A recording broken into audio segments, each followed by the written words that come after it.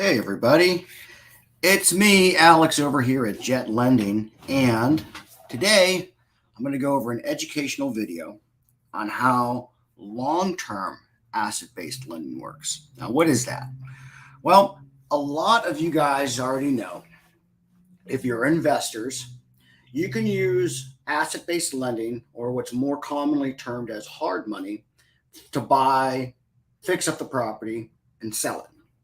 But a lot of people still don't know that you could buy, fix up a property, and rent it with a 30-year asset-based loan. You could buy properties with a straight rate and term 30-year loan. You can buy mixed-use properties. You can do commercial properties. You can do residential properties. You can do almost any property that is not owner occupied. That means it's for investment purposes on a 30-year loan that's asset based. Why do people do that? Well, if you want, and it used to be this case in the past, if you wanted a cheaper rate, you'd go conventional. You put 20% down, and you could talk about rates last year, but normally you were in the fours or the fives, and everything was cheaper, but it was very difficult to do. You had to have 6 months of principal, interest, taxes, insurance for each property. You could only do 9 plus your homestead, and then you had to refi that portfolio out with a conventional, with like maybe a regional bank or someone like me for asset based. But what's going on today, and the reason why I'm talking to you guys about this, is the conventional rates are almost the same as the asset based rates. So you are going to be looking at 30-year loans in the high sixes, mid sevens, and low eights, depending on the DSCR, the debt service coverage ratio. And the debt service coverage ratio is basically a relationship, and I'm going to show you the math so you guys can see it in real time. We're going to do a deal together, okay? But it's the relationship between your mortgage, which is your principal, your interest, your taxes, your insurance, and any association, just like homeowners association. Those 5 things is your mortgage. So let's say those 5 things was $1,000 a month. Well, if you rent your property for $1,200 a month, 1,200 times divided by 1,000 is 1.2. So it's a 1.2% ratio. That means the property covers itself 100% plus 20%. So you're 20% above your mortgage. So that's why you can do asset-based lending, because the property stabilizes itself. These are not income loans. These are not debt-to-income loans.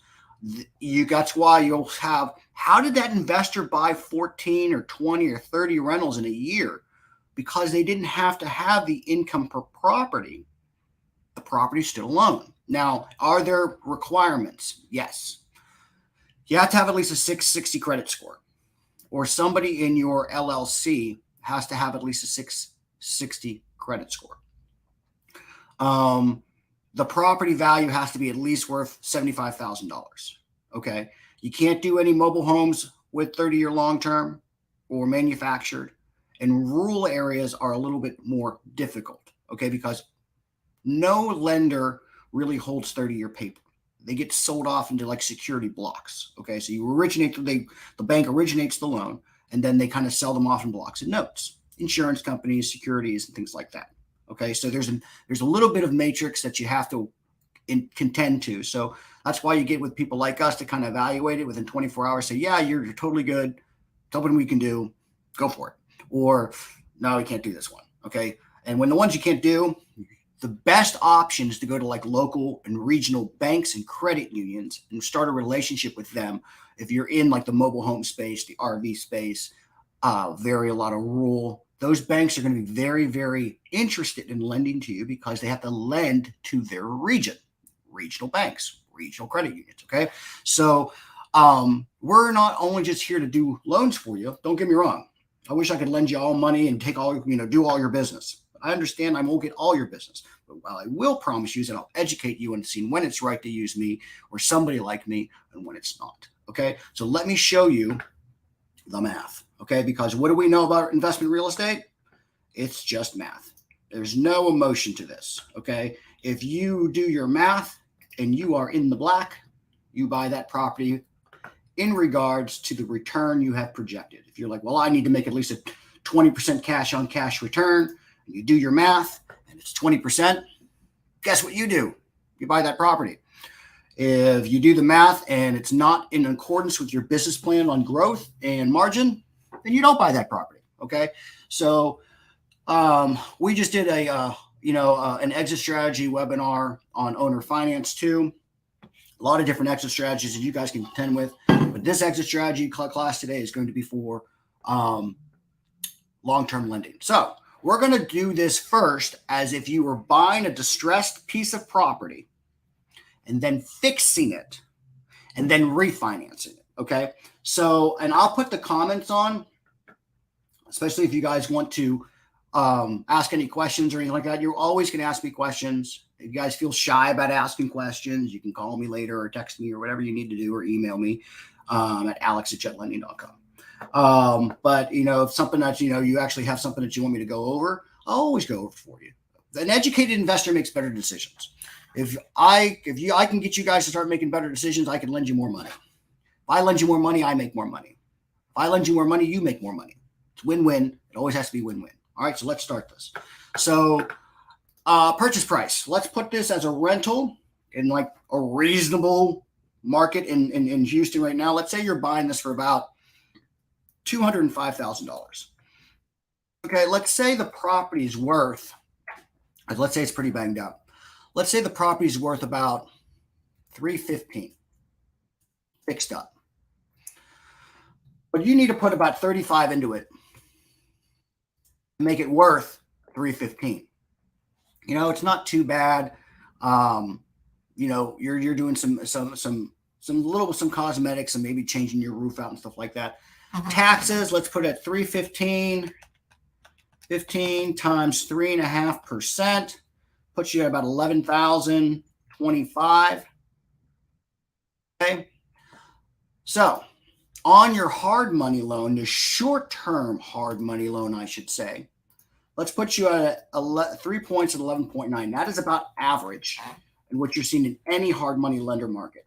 Don't get fooled by teasers. Okay. Then say that, I'll do 75% of loan to value. Do they have a loan to cost rider? Are they true loan to value? I'm going off of loan to value because that's how I lend. Okay. So I'm going to do it this way.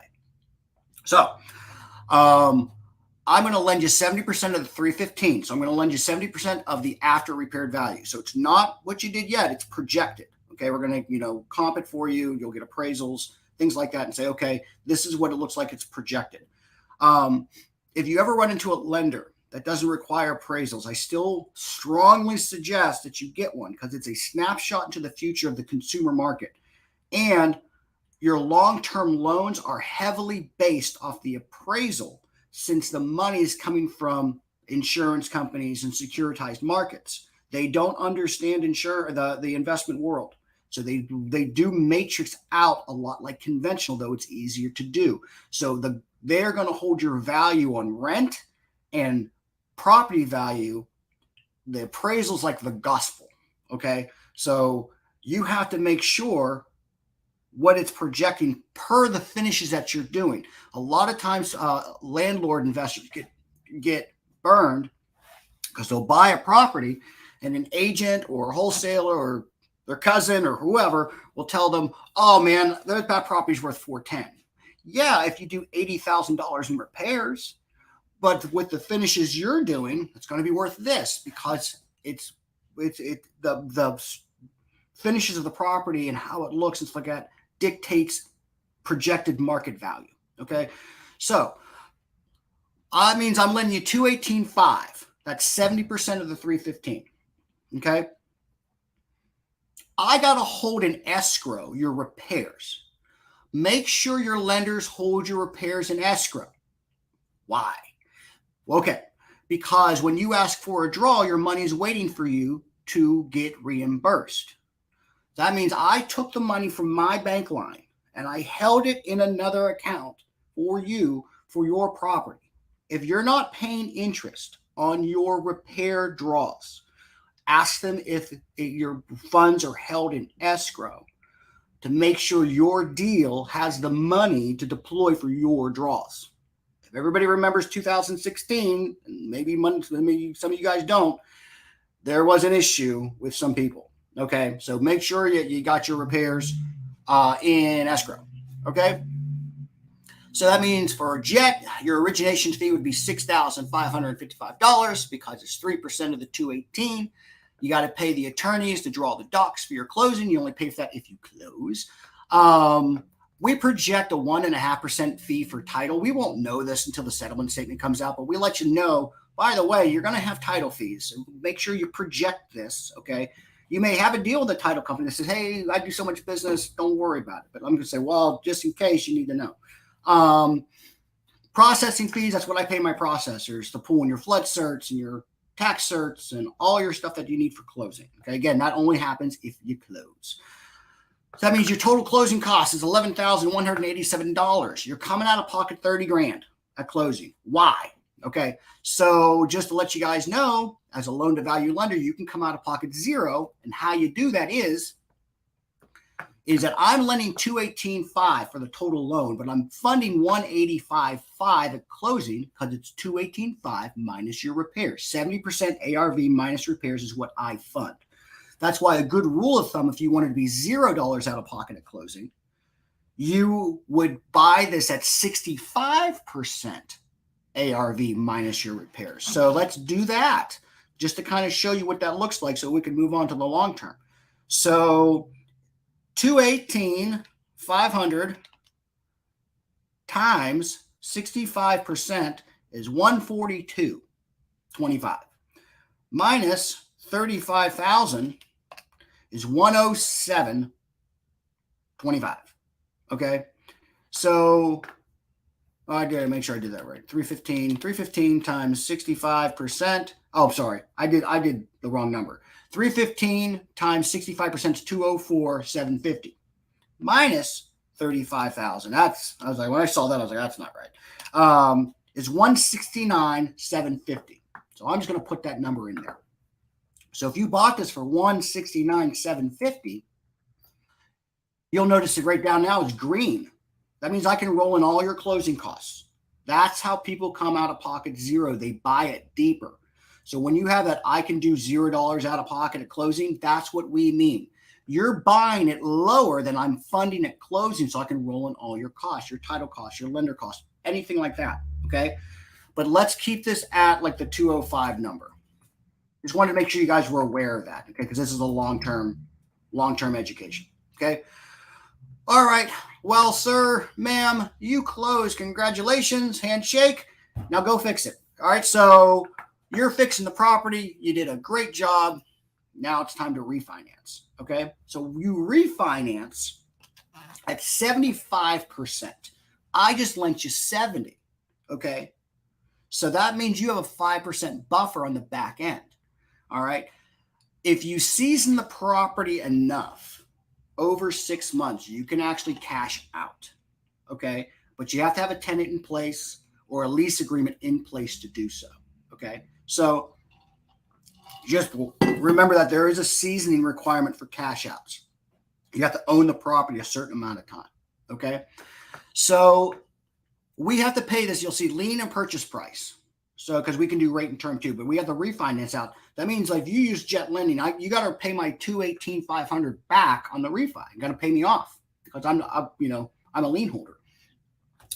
So I always put about vacancy and maintenance about 20%. That is a business decision. Some people do 18, some people do 25. It's really up to you. And I'll tell you why I'm putting this in there. It has nothing to do with your loan. It has to do with your profit margins. I'm going to put about 20% vacancy and maintenance that you hold back in your profits to see, if there's vacancy, you got money in there to swing your note. Somebody moves out, you probably have to paint the walls, change the carpet. Did they take the stove? That kind of stuff. So 20%, you got your first out of pocket closing. We got to calculate that. I always like to count borrowers all in numbers. Okay. Are you still out of pocket on your refinance or not? Okay. So let's say we projected the rent in this area to be about $2,800 a month. Okay. I'm going to lend you 75% loan to value. Today, the interest rates are going to be in the very high sixes to low eights. And the funny thing is, your conventional lending is not that much different. So in the past, there always was that argument that was, okay, well, conventional is so much cheaper. Well, right now, if you guys are watching this, this is what? June 2nd of 23. So if you're watching this and it's August 4th of 24, just know that time has passed, okay? But the math's still sound. So let's say your interest rate is about 7.8%. And this is a 30-year term. And let's say this appreciates 5% a year, which is pretty conservative now, because I don't want to use the last 3 years where it was 19, 18. Basically, from 2019 to the middle of 2022, Houston appreciated about 40%. Okay, that's not normal. Okay, but a 3 to 9% appreciation, yeah. Okay, so let's use 5. All right. So right now with these numbers, I'm going to show you how things change. With these numbers, I'm paying off your 218.5 loan. Okay, with your principal, your interest, your taxes, and your insurance, you have a 1.02% debt service coverage ratio. 1.00 is the bare minimum. So you are just passing on debt service coverage ratio if this thing rents for $2,800. Okay, this is why people come to us, so we let them know what's going on before they get in too deep. Okay, so if you did this deal, you would make $53 in cash flow. Okay, and people are like, ugh. Well, one of the things you have to consider when you buy investment real estate for long term, remember, cash flow is icing on the cake. Okay, it is extra, at least into my opinion, because the real reason why you buy it is what I'm going to go over next. Is called appreciation. Okay, your return on investment cash on cash is about 5%. Okay, your net income year one is $509.74. If you bought this house this way, you can see I just picked out some numbers. Okay, but I want you guys to be aware of how to do this, so you can see if this is a good investment for your business plan. Equity growth in 30 years, $472,000. See the difference? People buy rentals, not for cash flow. I know there's a lot of different type of gurus out there. It's like, well, buy 10 houses and live for free. Like, no. There's a bunch of things you're always going to have to do to that house. You're buying that house because 10, 15, 20, 30 years from now, that house is worth so much more. I know some of you guys that remember, like, 1999. You're like, oh man, I missed the appreciation wave. Okay, well, what happened last year? What happens every year, especially in Texas? All right, so the cash flow over 30 years is about 20 grand, but your estimated profit over 30 years is $802,000 for one property. Now add 10 of them. Can you see what I mean by wealth instead of, there's a difference between rich and there's a difference between wealthy. Okay, wealthy means you don't really got to do anything. Okay, rich means that you're working and you're getting paid well for a job. When you hold assets like this, that's wealth. That's where you're coming from. The value of the property. You're paying down the principal balance every year. That equity is growing every year. You're refinancing, buy apartment complexes or RV parks or whatever. You're using these assets. Now here I'm going to show you something to watch for. Notice this point here says flood insurance. If you buy a property in a floodplain or it has flooded, changes your number, because remember, you have to escrow for that. You have to put it in your mortgage. So let's say flood insurance on a property that's flooded was $6,000 a year. Our DSCR now went to 0.86. You have to buy that differently now, okay, because you need at least a 1.0. If you have a lender that'll do that, the rate's probably going to go up. But just make sure, so one variable changes, make sure to look at all variables. All right, let's say there wasn't a flood. It wasn't in a floodplain or it wasn't flooded. You didn't have flood insurance. It's zero. Go back to 1.2. But you bought in a property that has an HOA and it's $50 a month. Well, you got to pay that. DSCR went to 1.0. You're just passing. So you look at all this stuff and you're like, okay, well, I passed. All right, great. The appraisal comes in. Like I told you before, the appraisal is like gospel. Okay. So be prepared with comps to produce an argument, but it's very difficult to change an appraiser's opinion of value. Okay. I'm not saying you don't have an argument. I'm saying it's a difficult argument. Okay. Especially in the long-term sense of things. Short-term is a lot more because it's theoretical. It's speculative. It's like, well, they're got to do this. So it seems reasonable that it would be worth X. Now all the repairs have been done. It's finite. Okay. So be aware of that. So let's say you go back and the value comes in at, and I'm always going to do like the worst case scenario type of stuff for you. I'm not going to just butter you up and tell you what you want to hear. Let's say now this comes in at $295.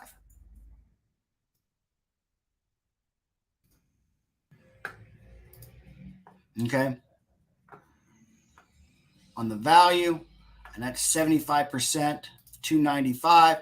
It's still working. Okay. But you can see that some of the numbers have shifted. Okay. Your out-of-pocket expenses have shifted. So that is what I'm here to show you, is that you can do this. This isn't hard. This isn't mystical. Okay. It's just math. And I know that you're like, well, you do it every day. Like, yeah, I've done it for the last 10 years. Okay. But if you need help, get a good lender is going to walk you through it. And a good lender is going to be like, okay, this is what's going on and this is what you can do.